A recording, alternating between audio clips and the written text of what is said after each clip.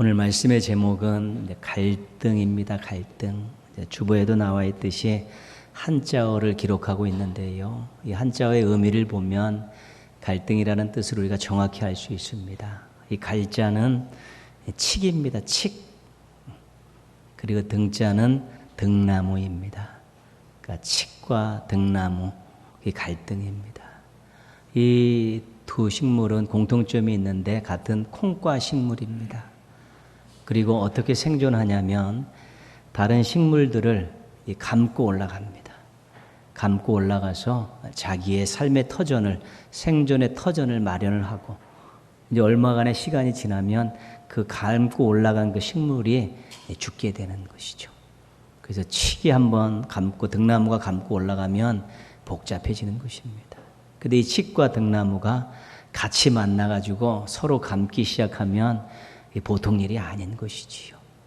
그래서 사람들과 공동체 사이에서 목표나 이해관계가 틀려서 서로 불화하고 서로 싸우는 것을 갈등이라고 이야기하는 것입니다. 서로 엉켜갖고 맞지 않는 엉켜가지고 서로 불화하고 싸우는 이것을 갈등이라고 이야기합니다. 인간관계에 늘 갈등이 있습니다. 어떤 모임 속에서도 또 기관들, 부서들, 또한 국가 간에도 늘 갈등이 있습니다. 갈등이 없는 세상은 없습니다. 사람이 있는 곳에는 늘 갈등이 있습니다. 서로 다른 생각들을 가지고 목표들을 가지고 있기 때문에 그렇습니다. 갈등이 없으면 좋지만 갈등은 항상 있습니다. 그게 중요한 것은 갈등을 없는 것이 아니라 갈등을 푸는 것입니다. 어떻게 잘 푸냐가 굉장히 중요하죠.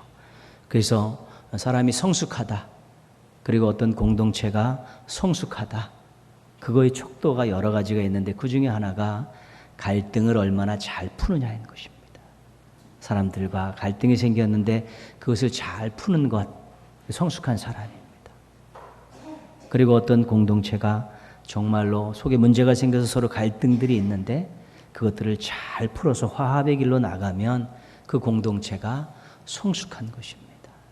갈등이 없을 수는 없지만 어떻게 잘 푸느냐에 따라서 성숙한 인생이 되고 성숙한 공동체가 될 수 있는 것입니다. 그래서 서로 유익이 되는 쪽으로 푸는 것이 중요합니다. 돈으로, 힘으로 수작을 부려서 그 갈등을 한쪽이 유리하게 풀어버리면 갈등은 해소될지 몰라도 반드시 적이 생기게 되는 것입니다. 그러나 힘들고 시간이 걸려도 조금 서로 대화하고 서로 밀당하면서 서로 유익된 쪽으로 또 양보하면서 잘 풀면 친구가 생기는 것입니다. 갈등을 어떻게 푸느냐에 따라서 자기 주변에 적들이 생기느냐 친구가 생기느냐가 결정되는 것입니다.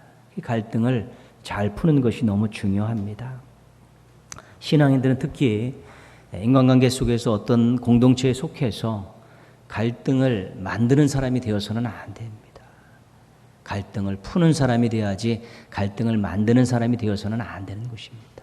그래서 우리가 교회 안에서 갈등을 푸는 훈련들도 많이 해야 되고 또 갈등을 처리하는 그런 여러 가지 방법들도 우리가 잘 숙지해서 세상에 나가서 우리가 속해 있는 모임 속에서 갈등을 풀어내는 일들을 잘 하게 될 때 그런 사람들을 화평케 하는 자들이라고 이야기하고 하나님의 자녀라 일컬음을 받기에 부족함이 없는 사람들이라고 말하는 것입니다. 고린도 교회에 문제가 생겼습니다. 엄청나게 많은 갈등들이 생겨났는데 고린도 교회가 이 갈등을 세상 법정으로 가지고 갔습니다. 세상으로 갖고 나가서 세상 법정에서 이 갈등을 풀어주십시오라고 위탁을 했습니다. 그때 사도 바울이 하나님의 마음을 가지고 그들에게 한 편지에서 한 말이 있습니다. 너희 중에 갈등을 풀 만한 사람이 없느냐? 창피해 죽겠다. 차라리 손해를 보든지 한쪽이 손해를 보고 그냥 갈등을 해소하고 말지 그것을 세상에 끌고 갖고 나가서 풀어달라고 이야기하느냐? 정말 부끄럽다. 이런 일을 했습니다. 이 말 속에 담겨있는 하나님의 의중은 뭐냐면 교회는 갈등을 잘 푸는 공동체가 되어야 된다는 것입니다. 우리가 기도하면 하나님께서 지혜를 주십니다. 우리는 정말 옳은 일을 위해서, 진리를 위해서, 주님을 위해서, 사람들을 위해서 수고하고 희생할 그런 의지를 가지고 사는 사람들이고, 우리는 지혜를 가지고 정말 수고와 희생을 각오를 가지고 이 땅의 여러 가지 갈등의 문제를 풀었던 예수 그리스도를 닮기 위해서 노력하는 사람들입니다. 그래서 우리가 조금만 노력하면 이 우리 교회가, 이 신앙 공동체가 갈등을 잘 푸는 하나님이 기뻐하시는 성숙한 교회가 될 수 있는 것입니다. 그럴 때 두려움이 없습니다. 어떤 일이 생기더라도 교회가 이걸 잘 풀고 어떤 갈등이 있어도 잘 풀어내게 되면 그렇게 걱정할 것이 없고, 어떤 문제 앞에서도 정말 지혜를 모으고 수고와 희생을 아끼지 않고 양보하는 모습들로 풀어가게 되면 누가 오든지 하나님의 크신 사랑을 경험할 수 있고 예수 그리스도의 참된 모습들을 볼 수 있는 멋진 교회가 될 수 있기 때문에 그렇습니다. 지혜를 구하십시오. 그리고 수고와 희생을 하겠다는 그런 예수 그리스도의 그런 마음들을 품으십시오. 그러면 갈등을 만들지 않고 갈등을 풀어내는 화평케 하는 자, 하나님의 자녀라 일컬음을 받기에 부족함이 없는 자로가 될 수 있게 되는 것입니다. 모쪼록 여러분이 가는 곳마다 갈등이 해소되어지고 여러분들이 하나님의 사랑을 전하기에 부족함이 없는 멋진 하루하루의 삶들을 살아가시기를 주님의 이름으로 부탁드리겠습니다. 갈등은 인간관계나 공동체 안에서만 일어나는 일은 아닙니다. 갈등은 우리들 이 내면에서, 우리 속에서도 갈등이 있습니다. 짜장을 먹을 것인가 짬뽕을 먹을 것인가 간단한 것에서부터 옷을 입는 것, 주택을 구입하는 것, 직업을 선택하는, 배우자를 선택, 여러 가지 많은 일들에 대해서 순간순간의 짧은 그런 갈등들은 있게 되어 있는 것입니다. 근데 그것을 어떻게 잘 처리해 나가느냐에 따라서 삶의 모습들과 삶의 내용들이 달라지는 것이지요. 이 신앙인으로서 우리가 우리 속에 신앙인이라면 꼭 겪어야 되는 갈등이 있습니다. 이 갈등을 겪지 않는 사람은 신앙인이 아닙니다. 일단 신앙에 입문하게 되면 우리가 겪어야 될 갈등이 있고 해결해야 될 갈등이 있습니다. 이 갈등은 때로는 큰 산과 같아서 해결하기가 어렵기도 하고요. 어쩔 때 우리 도우심이 있으면 쉽게 해결해서 자신이 성숙하게 되는데 큰 역할들을 감당하는 것을 보게 됩니다. 에베소서에서는 이 갈등을 옛사람과 새사람의 갈등이다 이렇게 소개하고 있습니다. 옛사람은 예수님을 믿기 전의 사람입니다. 새사람은 예수님을 믿은 이후의 사람입니다. 똑같은 사람입니다. 누구든지 그리스도 안에 있으면 새로운 피조물이다. 이전 것은 지나갔으니 보라 새 것이 되었도다. 우리가 예수님 믿기 전에는 자기 욕망에 맞춰서 또 세상락을 즐기며 자기 목표를 가지고 살았지만 예수님을 믿고 새로운 피조물이 되면 이제는 달라져야 된다는 것이죠. 그래서 에베소서 5장 22절 24절에서 이렇게 말합니다. 옛사람을 벗어버려라. 새사람을 입어라. 그렇죠? 옛사람은 벗어버려야 된다는 것. 더 이상 입고 있으면 안 되는 옷이라는 것이고 새사람을 입으라는 것입니다. 옛사람은 자기 만족을 위해 세상락을 추구하면서 살았던 그러한 예수 믿기 전에 자기를 똘똘 뭉친, 자기애로 똘똘 뭉친 그러한 모습들입니다. 습관도 그렇고 생각도 그렇고 속성도 그렇고 전부 그런 것이죠. 이 세 사람은 예수님을 믿은 다음에 하나님의 뜻에 맞춰 살려는 새로운 모습들을 이야기하는데 이 두 가지가 우리 속에서 갈등을 일으킨다는 것입니다. 이제 예수 믿었으니까 한번 멋지게 살아봐야겠다, 신실하게 살아봐야겠다 그러는데 옛날에 가졌던 그런 속성들, 습관들이 자꾸 그렇게 가지 못하도록 뒤에서 잡아당기는 것입니다. 이제는 내가 잠깐 옛생활에 가서 옛날에 즐기던 것들 한번 즐기면서 와야지 그러고 가는데 이 세 사람이 야, 너 예수 믿고 그러면 안 된다. 그건 죄악이다. 라고 이 속에서 막 또 반대를 하게 되면 그것도 옛사람과 새사람이 갈등을 일으키는 것입니다. 우리가 신앙생활 시작하면서 가장 많이 겪는 갈등이 있지요. 자꾸 옛날 생각들, 옛날 행실들, 옛날의 모임들 가가지고 또 나름대로 즐기고 싶은 마음들이 있는데 또 하나님이 원치 않으시기 때문에 새사람과 옛사람이 갈등하게 되는 것이죠.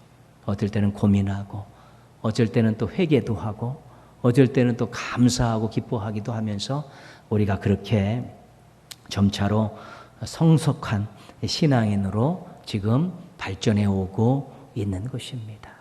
옛사람과 새사람의 갈등, 옛사람은 벗어버리고 새사람은 입어야 된다라는 이 갈등 속에서 여러분들이 정말 어느 편을 택할 것인가, 어느 쪽이 승리할 것인가에 대한 관심과 노력을 아끼지 않아야 되는 것입니다. 골로새서에서는 이 갈등을 위의 것과 땅의 것의 갈등이라고 소개하고 있습니다. 골로새서 3장 2절입니다. 위의 것을 생각하고 땅의 것을 생각하지 말라. 그러니까 위의 것을 생각하고 땅의 것을 생각하지 말라. 신앙이 되면 위의 것을 바라보고 살기도 하고 또 땅의 것을 바라보고 살기도 하는데 이것이 서로 갈등이 난다는 것입니다. 위의 것은 뭐냐면 예수 그리스도를 바라보고 살라는 것입니다.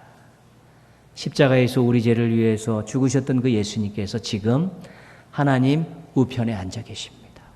그리고 하나님의 정하신 때가 되면 영광 중에 다시 재림하십니다. 그 예수님을 바라보시면서 위의 것을 바라보시면서 나를 위해서 십자가에서 죽으신 그 예수님 사랑합니다. 하나님 우편에 앉아 계신 왕 되신 하나님의 예수 그리스도 이름의 권세를 가지고 당당하게 살겠습니다. 예수님 영광 중에 다시 오실 때 나를 하나님 나라로 이끌어 가실 것입니다라는 하늘 소망을 갖고 사는 것입니다. 그래서 위의 것을 바라보라는 것은 예수님을 바라보고 예수님을 의지하고 살라는 것입니다.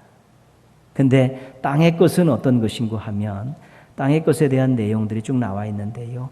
음란, 부정, 정욕, 탐심, 자기의 만족을 이루는 것들이 땅의 것이라는 것입니다. 예수님 바라보고 살아야 될 새로운 인생들이 여전히 땅의 것을 바라보며 자기 욕심 채우려 하고 자기 만족을 위해서 살아가게 되면 그것이 신앙인으로서 성장을 이룰 수가 없고 나중에는 땅의 것 바라보다가 믿음도 잃어버릴 수 있게 되는 것입니다. 위를 바라보려고 그러면 땅의 것이 유혹하고 또 땅을 바라보려면 위의 것이 또한 갈등을 주면서 도전하면서 갈등들이 생겨나는 것입니다. 우리가 이 땅을 살아가면서 돈에 대한 또 성적인 것에 대한 또 자기 명예와 또 이기심에 대한 부분들이 자유로울 수는 없습니다. 그러나 우리가 하늘 소망을 갖고 예수 그리스도를 바라보면서 그런 것들이 정말 땅의 것이 하찮은 것이라고 인정하면서 우리의 신앙과 삶을 더욱더 하나님이 기뻐하시는 모습들로 가꾸어 가야 되는데 그런 갈등들이 위의 것과 땅의 것의 갈등들이 지금도 계속되고 있고요. 중요한 건 뭐냐면 땅의 것들이 우리의 마음속에 왕으로 자장하고 계신 그 예수님의 자리를 자꾸 위협한다는 것입니다. 여기 앉으려고 한다는 것입니다. 예수님의 자리에 돈을 앉혀놓으면 그 인생 기대할 것 없는 것입니다. 예수님의 자리에 쾌락이라는 것 앉혀놓으면 그 인생은 죄에서 벗어날 수 없기 때문에 그렇습니다. 위의 것과 땅의 것의 갈등도 여러분들이 관심을 가지고 잘 처리하려고 노력해야 되는 것이죠. 오늘 읽은 갈라디아서에서는 이 갈등을 성령과 육체의 갈등이라고 그렇게 소개하고 있습니다. 오늘 17절 말씀에 보면 서로 거스린다 이렇게 말하고 있어요. 성령과 육체가 서로 거스린다는 것이죠. 서로 화합할 수 없다는 것입니다. 서로 부딪힌다는 것입니다. 서로 방향이 다르다는 것입니다. 그것들이 서로 같이 형통하고 같이 승리하는 법은 없다는 것입니다. 늘 부딪혀갖고 늘 방향이 다를 수밖에 없다는 것입니다. 17절 말씀에 또한 어떤 단어가 나오냐면 서로 대적한다 그러죠. 성령과 육체는 서로 싸우는 것입니다. 누구 하나가 끝나버려야지 끝나는 싸움이라는 것입니다. 사랑 안에서 사람 안에서 갈등을 일으키는 원인이 성령과 육체라는 것입니다. 끊임없이 우리 신앙인들에게 갈등을 안겨주고 있는 것입니다. 16절 말씀 보시면요. 내가 이르노니 너희는 성령을 따라 행하라. 그리하면 육체의 욕심을 이루지 아니하리라. 이 성령과 육체는 시소와 같은 것입니다. 어느 한쪽이 올라가면 어느 한쪽은 내려가게 돼 있고 줄다리기와 같은 것입니다. 어느 한쪽이 딸리면 당연히 따라갈 수밖에 없는 것입니다. 그런 것이 성령과 육체의 관계라는 것이죠. 근데 우리 속에서 육체가 승기를 잡으면 외부에서 생겨나는 결과들이 엄청납니다. 19절, 20절, 21절에 엄청나게 많은 것들이 기록이 되어 있는데 우리 속에 육체가 승기를 잡으면 우리 삶 가운데 나타나는 일들입니다. 19절부터 육체의 일은 분명하니 곧 음행과 더러운 것과 호색과 우상숭배와 주술과 원수 맺는 것과 분쟁과 시기와 분냄과 당짓는 것과 분열함과 이단과 투기와 술 취함과 방탕함과 또 그와 같은 것들이다. 이런 것은 신앙에 타격을 주는 것들입니다. 삶을 엉망으로 만드는 것들이고 관계와 공동체에 악영향을 주는 것들입니다. 우리 속에서 육체가 승기를 잡으면 우리 행복하지 않습니다. 삶도 엉망이 되고 이 사람들과의 관계와 우리가 공동체 속에서 정말 기쁨을 맛보지 못하는 일들이 수두룩하게 생겨나게 됩니다. 20절 말씀 아주 심각하게 우리에게 이야기하죠. 21절 뒷부분 말씀을 보시면요. 이런 일을 하는 자들은 하나님의 나라를 유업으로 받지 못할 것이요. 육체가 승기를 잡아서 이런 엄청난 일들을 뿜어내는 사람들은 하나님 나라와 상관이 없다는 것입니다. 결국 육체는 자기 자신의 미래를 절망과 멸망으로 이끄는 그런 악한 것입니다. 괴물입니다. 근데 우리의 내부에서 성령이 승기를 잡으면 외부에서 생기는 결과들이 22절에서 23절까지 소개가 되어 있습니다. 우리가 잘 알고 있는 성령의 9가지 열매입니다. 같이 한번 읽겠습니다. 23절, 22절, 23절입니다. 오직 성령의 열매는 사랑과 희락과 화평과 오래 참음과 자비와 양성과 충성과 온유와 절제니 이 같은 것을 금지할 법이 없느니라. 이 성령의 9가지는 신앙을 건강하게 하고 삶을 행복하게 하는 것들이고요. 인간관계와 공동체를 아름답게 하는 것들입니다. 굉장히 중요한 것이지요.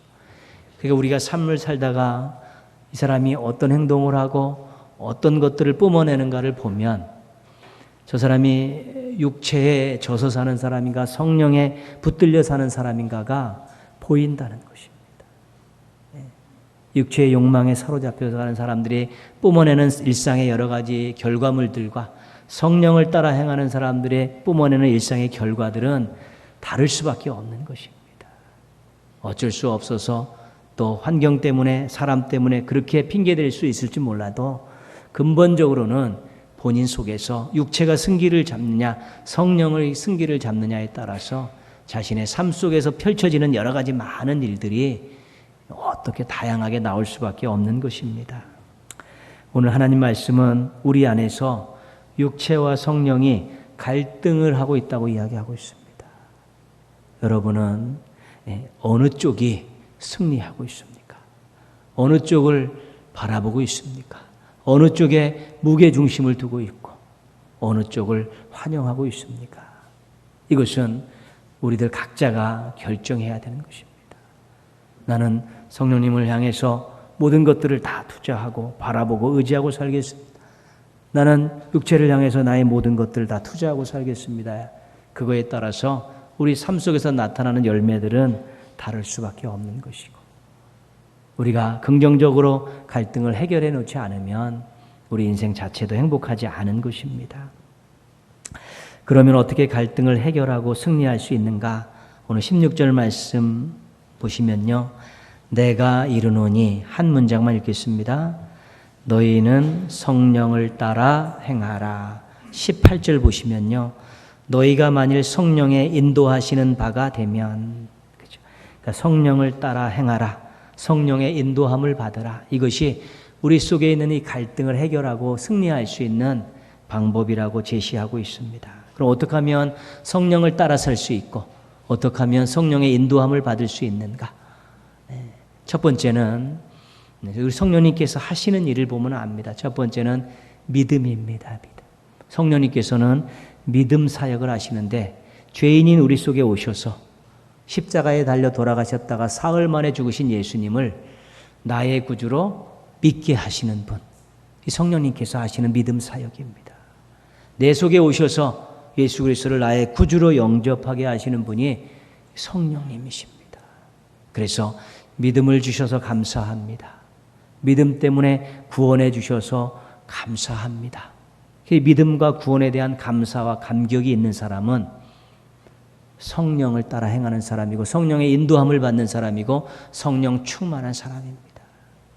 여러분, 십자가에서 죽으신 예수님을 생각하는 사람 마음속에 어떤 욕정과 욕망이 생겨나겠습니까? 구원받고 하나님의 자녀가 됐고 하나님 나라 백성이 되었다는 것을 감사하고 찬송하는 사람 마음속에 어떤 욕망과 욕정이 생겨나겠습니까? 절대로 생겨나지 않습니다. 믿음 주셔서 감사합니다. 구원해 주셔서 감사합니다라는 이 감사와 믿음과 구원에 대한 감사와 감격을 가지고 있으면 성령을 따라 행하고 성령의 인도함을 받고 성령 충만하기 때문에 절대로 육체의 욕심이 끼어들 공간이 없습니다. 끼어질 여지가 없습니다. 충만한 사람에게는 이런 육체의 욕심들이 그렇게 도전할 수 없습니다. 가까이 할 수 없습니다. 와봤자 소용없기 때문에 그렇습니다. 성령의 사역의 두 번째는 말씀 사역입니다. 성령님께서는 우리가 말씀을 기억하게, 생각나게 하시고 말씀을 깨닫게 하시고 말씀에 순종할 수 있게 해주십니다.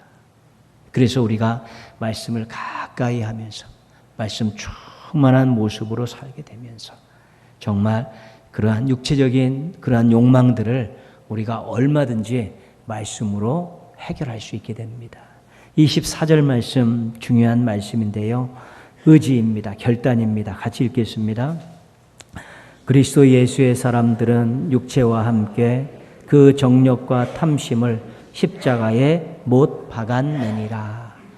여러분, 십자가에 원래는 우리가 이게 못 박혀야 되죠. 죄인인 우리가 못 박혀야 되는데 예수님께서 우리 대신 못 박히셨습니다. 우리의 죄 때문에. 그래서 우리가 예수님을 믿고 구원받은 이후에는 우리가 우리 속에서 나오는 이 죄의 뿌리, 욕망과 욕심들을 우리가 십자가에 못 박는 것입니다. 다시는 예수님을 십자가에 못 박게 한 이 죄에 따라 살지 않겠습니다라고 못 박는데, 이 십자가에 우리의 정과 욕심을 못 박는데 중요한 역할을 하는 것이 말씀입니다. 아, 이것이 잘못된 것이구나. 이것이 죄의 뿌리구나. 이것이 예수님을 십자가에 못 박게 한 거구나 생각하면서 말씀으로 충만해서 그것을 십자가에 못 박혀 내동댕이 칠 때 우리가 성령 충만한 것이고 성령을 따라 행하는 멋진 인생들이 되어질 수 있는 것입니다. 말씀 충만한 성도에게 육체적인 욕심은 매력이 없습니다. 그럼 매력이 있어야 마음을 빼앗기는 것이고 매력이 있어야 손을 내며 잡는 것이고요. 매력이 있어야지 가까이 가는 것입니다. 그러나 우리가 말씀으로 충만해지고 말씀의 맛을 알고 말씀의 능력을 알면서 말씀으로 충만하고 말씀대로 살려는 막 의지가 솟아나면요, 그런 세상적인 것들이 그 매력이 없습니다.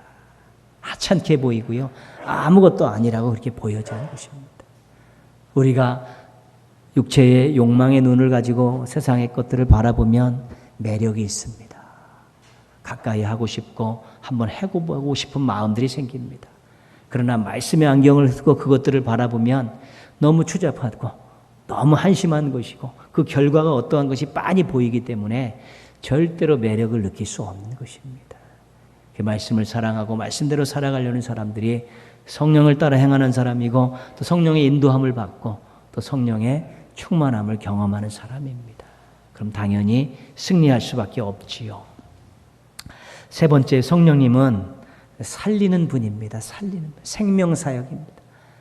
대표적인 것이 무엇입니까?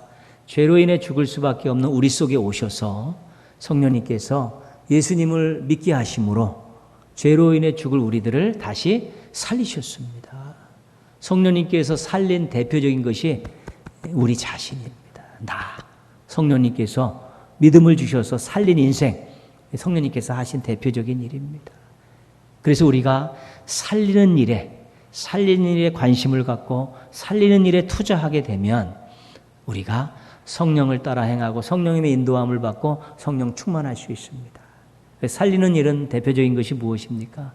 복음 전파는 살리는 일입니다.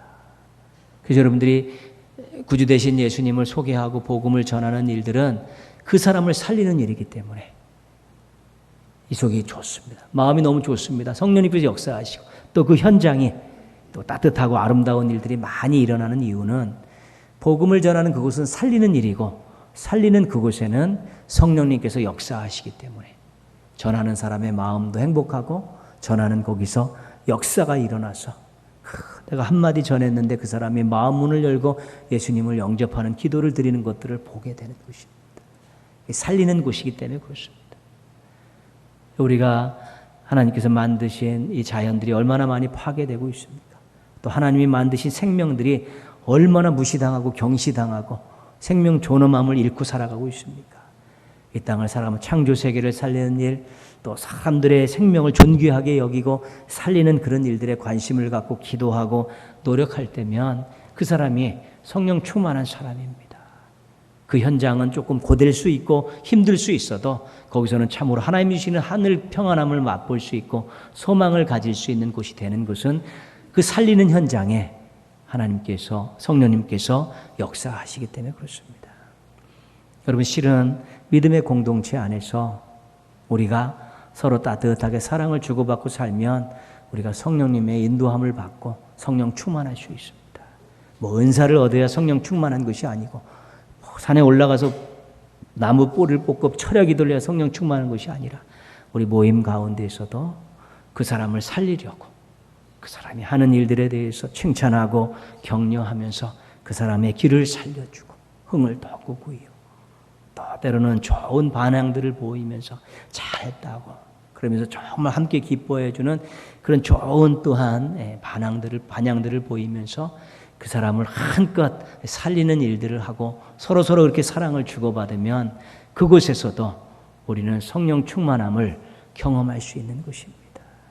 사람을 살리는 일, 복음으로 살리고 칭찬과 격려를 통해 좋은 리액션을 통해서 사람들을 살리는 일들에 그 현장에서 우리는 얼마든지 성령 충만함을 경험할 수 있게 되는 것입니다. 그러면 갈등이 해소가 됩니다. 그러면 행복합니다. 그러면 영향력 있는 삶을 살게 되고 그렇습니다. 지금도 우리는 이 땅을 살아가면서 신앙인으로 살아가면서 여전히 새 사람과 옛 사람의 갈등 구조 속에 있고 위의 것과 땅의 것의 갈등 구조가 있고 또한 성령님과 육체의 갈등 속에서 살고 있습니다. 그러나 우리가 새 사람이 되고자 몸부림치고 예수님을 바라보고 위의 것을 찾으려고 애쓰고 또 성령 충만함을 위해서 믿음과 살리는 일들에 더욱더 말씀에 충실하게 될 때 우리 속에서 갈등들이 사라지면서 하나님 기뻐하시는 아름다운 삶의 모습들을 살게 되는 것입니다.